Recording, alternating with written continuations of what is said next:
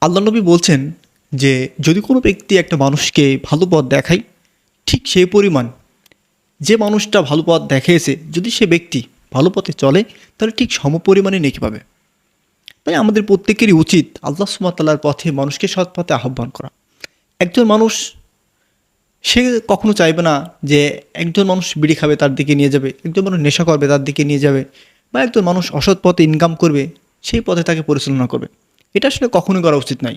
কারণ আপনি যদি ভালো কাজ করেন, হতে পারে সেটা একজন মানুষকে আপনি ভালো কাজের উপদেশ দিচ্ছেন, একটা মানুষকে সৎ পথে নিয়ে আসছেন, হয়তো বা একটা মানুষ খারাপ পথে লেনদেন করছে, সেদিক থেকে আপনি সরিয়ে নিয়ে আসছেন।